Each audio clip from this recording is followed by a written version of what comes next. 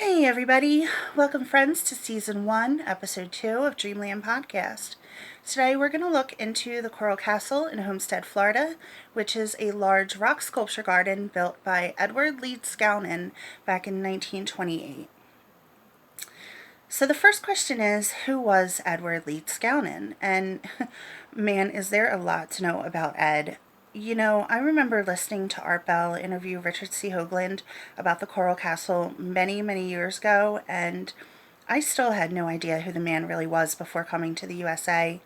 The research I've done has been really fascinating and fun for this mystery. It really has. I had always gotten the impression that Ed was a very sick and frail man, and while that was true after his arrival in New York, the man he was before that is just an amazing look back into history. You always see him described as a soft, quiet, friendly, and gentle man. Certainly not anyone capable of violence like an assassination or a robbery, or someone who could be a real freedom fighter or a revolutionary. Ed was born on January 12th, 1887, in Mariana Parish, Latvia. Now, I don't speak Latvian, so if I completely butchered the name of his birthplace, I absolutely apologize. At the time, Latvia was ruled by Russia, and Ed was the fifth son in a long line of carpenters and architects. And he left school with only a fourth grade education, which wasn't uncommon at the time. Remember, he was born in 1887. So this is before even the turn of the century. Today, Ed is actually seen as a national hero there for his involvement in the famous 1905 Latvian Revolution against Tsar Nicholas II. Now, Ed studied both sculpture and masonry, and he was mentored in sculpture by the local baron, but more about him in a minute. Ed became a staunch atheist pretty early on. His brother Rudolph fell from some scaffolding and sadly died while he was working on a Mennonite church in Germany, and after that Ed lost any belief he had in a god. As far as we know, he was atheist until the day he died after that. In 1904, at just 17, Ed joined the Latvian Social Democratic Workers' Party, along with pretty much all of his family, as a fighter. Now, back to that local baron that I mentioned.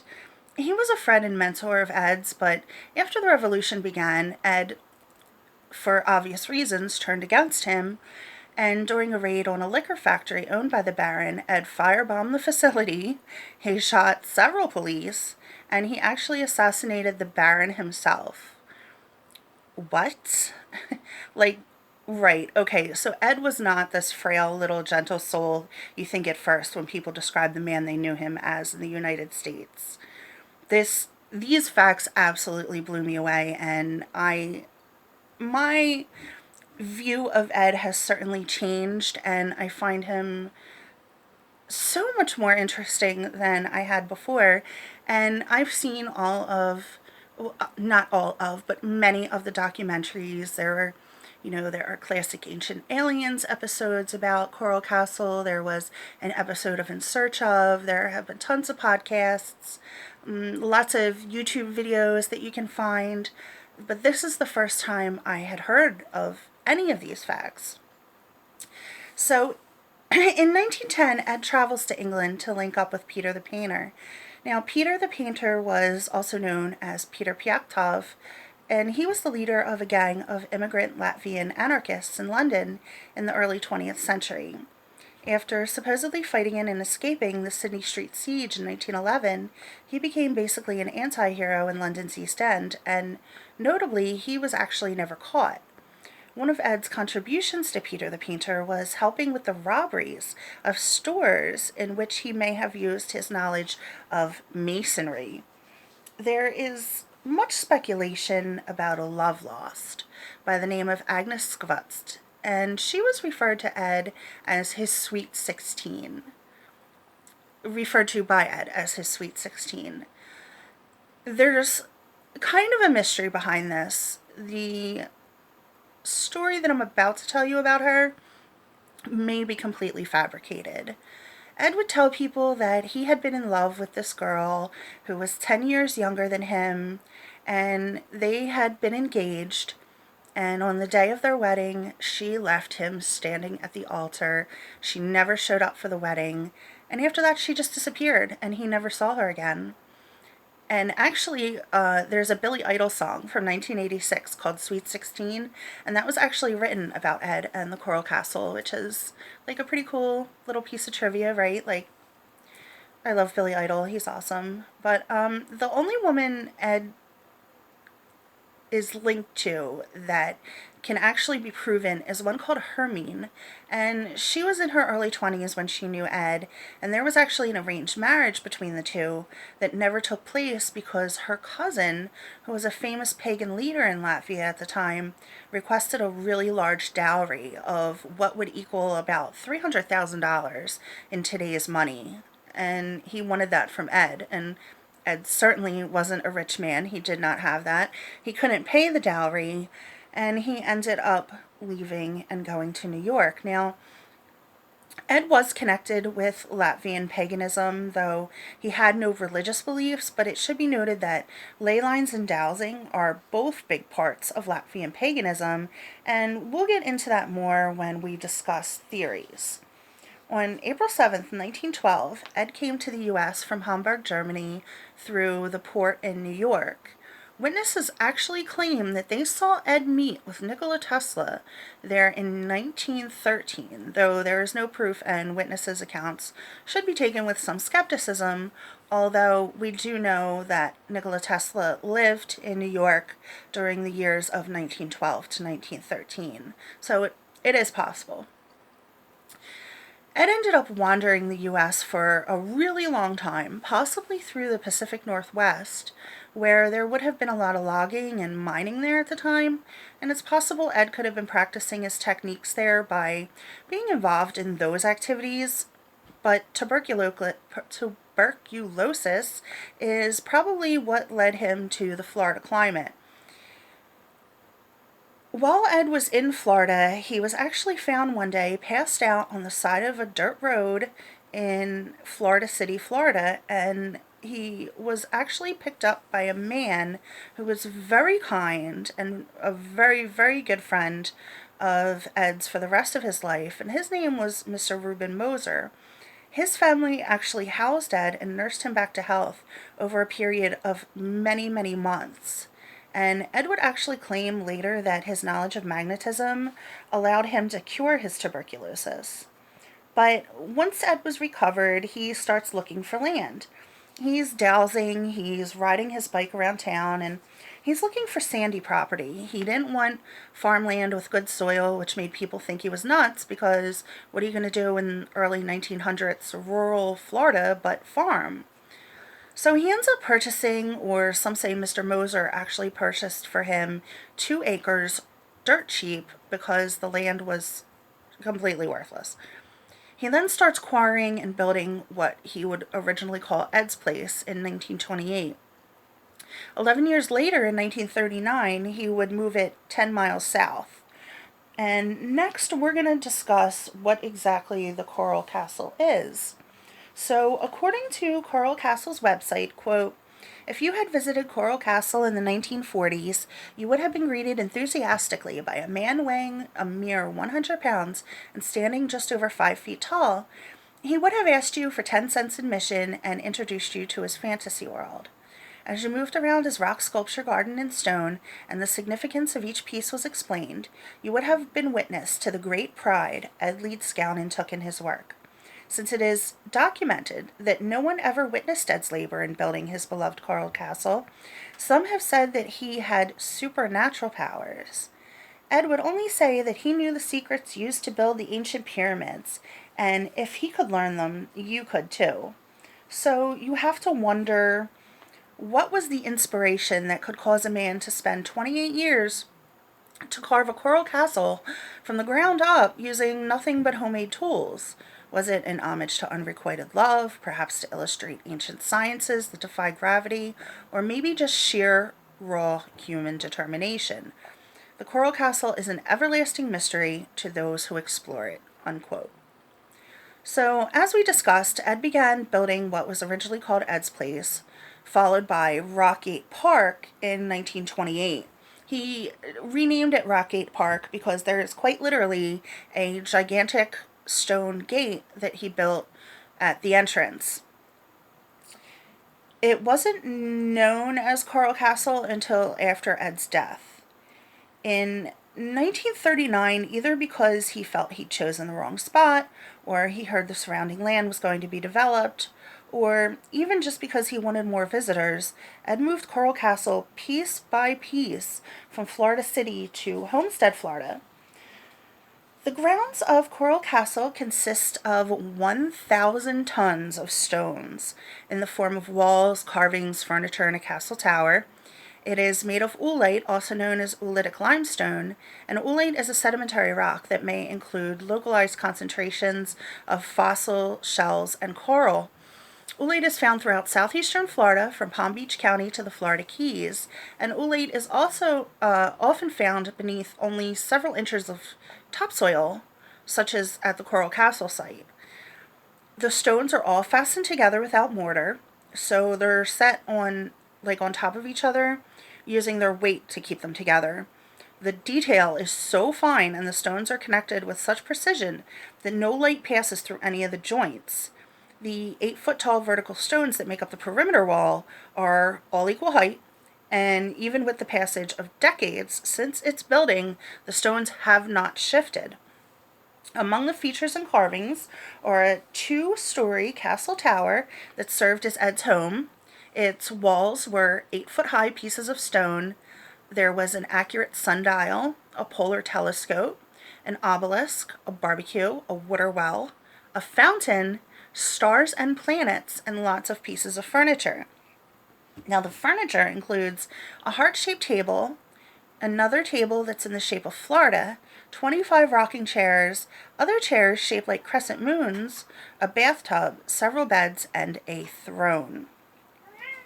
With just a few exceptions, the objects are made from single pieces of stone that weigh on average of 14 tons each. The largest stone weighs 27 tons, and the tallest stones are 2 monoliths standing at 25 feet each. So you can imagine this one small, weakened by tuberculosis man understanding how to move all these gigantic stones to build this just fabulous attraction. The most famous structure is an 8-ton revolving 8-foot tall gate. That's the Rock Gate, which it was named for. The gate's carved so that it fits within a quarter an inch of the walls. It was so well balanced, reportedly, that a child could open it with only the push of a finger. The mystery of the gate's perfectly balanced axis and the ease with which it revolved lasted for decades until it stopped working, which was back in 1986. In order to remove it, 6 to 8 men and a 45-ton crane were used. Once the gate was removed, the engineers discovered how Ed had centered and balanced it. He had actually drilled a hole from top to bottom and inserted a metal shaft. The rock rested on an old truck bearing. It was the rusting out of this bearing from the sea air, the salt air. It resulted in the gate's failure to revolve. So, complete with new bearings and a new shaft, it was set back into place on July 3rd, 1986. It failed again in 2005 and was again repaired. However, it does not rotate with the same ease that it once did. Now, to build a modern megalithic structure like Ed's Garden even today, people trained to do this sort of thing would need planning and people and machines to accomplish what Ed did. And if anyone ever questioned Ed about how he moved the blocks of coral, Ed would only reply that he understood the laws of weight and leverage well. He also stated that he had discovered the secrets of the pyramids, referring to the Great Pyramid of Giza. Ed used to charge 10 cents per person to tour the grounds, or 25 cents for a tour given by him personally. But if anyone showed up without money or down on their luck, he would still let them in for free. Today it costs $15 per person, But I mean, I'd go. I think it's one of those cool experiences that you would always remember. And I actually lived in Florida briefly after high school, and then several years ago we traveled down south in the RV and ended up staying down there for about 5 months. Now, for some reason, I did not visit the garden then, and I totally regret it, but hopefully one day I'll go back with, my kiddo this time, and we'll be sure to make a special stop. Ed had little use for money and would grow his own veggies for food, and he would trade them in town for the rest of what he needed. Now that we know what Coral Castle is, everyone wants to know how Coral Castle was built. So, on to our last bit now, which is theories. How the hell did Ed build all of this, right? Like, we can't be sure because he worked only at night and never in front of anyone. One story does go that a few boys were spying on Ed one night and saw the blocks just floating through the air like helium balloons.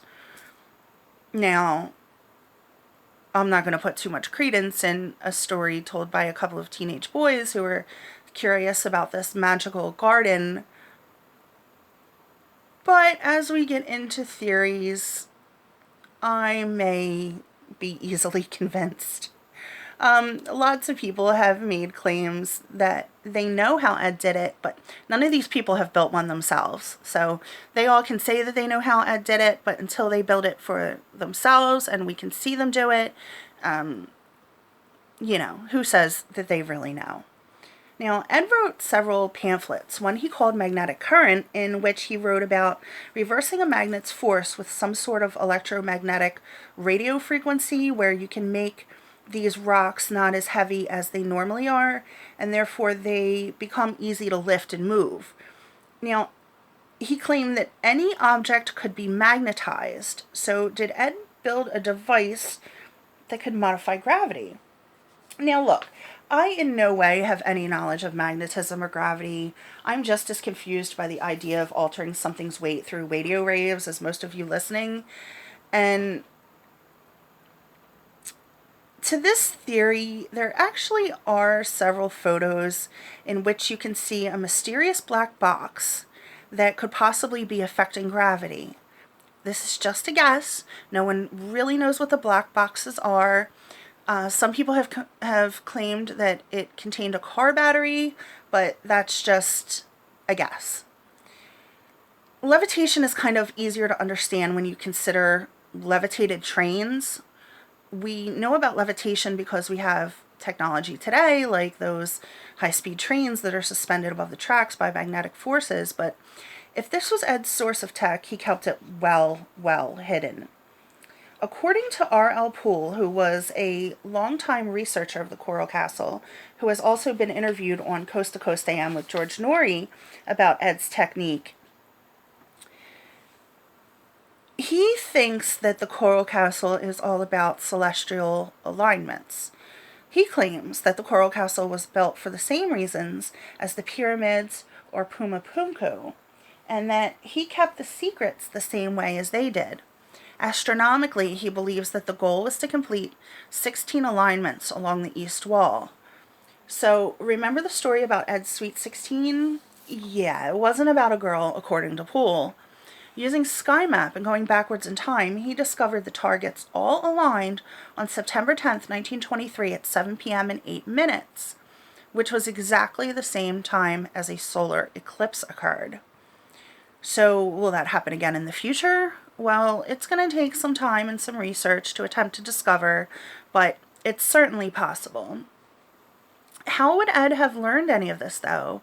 Did he decipher clues and other feats like the pyramids of huge construction without modern technology? Could he have observed megalithic structures, come up with a theory that he tested and was spot fucking on about?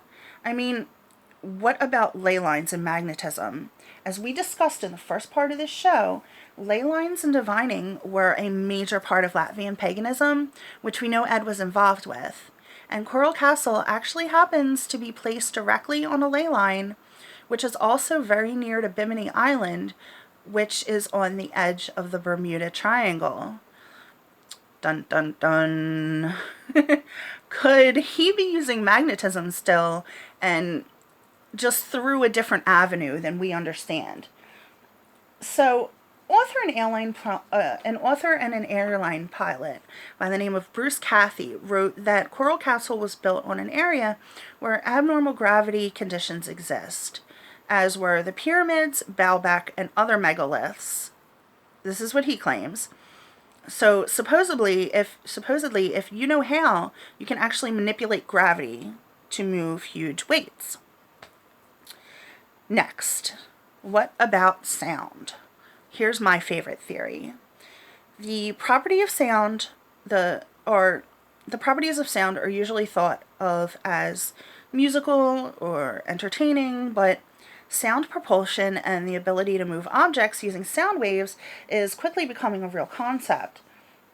So how did Ed do it? There were rumors he used strange cone-shaped objects which emanated sound to levitate the enormous stone objects. These cone-shaped objects do exist, however, they are rather ancient, right? The examples of these things found are thousands of years old, and they're covered in cuneiform script, which is an extremely ancient language developed by the Sumerians from 3000 to 3500 BC. I'm sure you've heard, just as I have, the theories that the pyramid blocks were either levitated with sound or that sound somehow changed their density, allowing them to be molded into shape. These cones have been found illustrated on dozens of different sculptures, and interestingly, from different cultures, Egyptian, Sumerian, and Babylonian, which are the oldest known civilizations on Earth. So, there is a debate that rages about how 3,000 to 5,000 years ago this sound technology was invented. Could it have been invented then? Some supporters of the ancient astronaut theory suggest an alien race could have given the technology to humans. There are similar theories around many ancient stone structures like the pyramids or the stone of the pregnant woman in Baalbek, Lebanon, which, if you don't know about Baalbek, this particular stone is a 1,650-ton block that was moved and then abandoned. No one knows why it was abandoned, but it's thought that it had been meant to be used in a Roman temple close by. Maybe they made some errors, maybe the architect just changed their minds. But there are other theories that suggest Coral Castle and various other buildings like the pyramids were built using ropes and pulleys and round wooden bobbin-like structures to roll the stones. But that has never made any sense to me from the very beginning, because how the hell are wooden cylinders going to move tons of stone that is much heavier and denser than wood? It would crush the cylinders, right? I mean, what am I missing about that theory that makes it a possibility? So how did Ed do it? Right, the most romantic theory is definitely the one that he used sound waves to levitate the blocks. I mean, to me anyway, I love to imagine the ancient Egyptians using sound to move the blocks of the pyramids into place too. The process of this is actually attributed to Buddhist monks in Tibet who supposedly used harmonic levitation through chanting and or drumming, where pitch and frequency nullifies the gravity of an object to make it weightless. After Ed passed away, neighbors who had been watching over the gardens did find a flywheel machine with 16 magnets, but not much else. Ed left lots of clues behind about his technique, but no definitive answer has ever been found. Did Ed hide things when he knew he was dying? Where's the proof? The mystery of Coral Castle will likely continue for a long time, until I suspect we rediscover the height of the abilities of harmonic levitation. So what do you think is the most likely idea about Ed's technique? Come and join me over on Twitter to discuss your theories at dreamland_pod. You're also welcome to email me with investigation requests or questions or just whatever you want at dreamlandpodcastmera, that's MERA, @gmail.com. I really hope you guys enjoyed today's episode because I had so much fun researching this. Stay safe, everyone, and I'll see you again with another captivating story next week.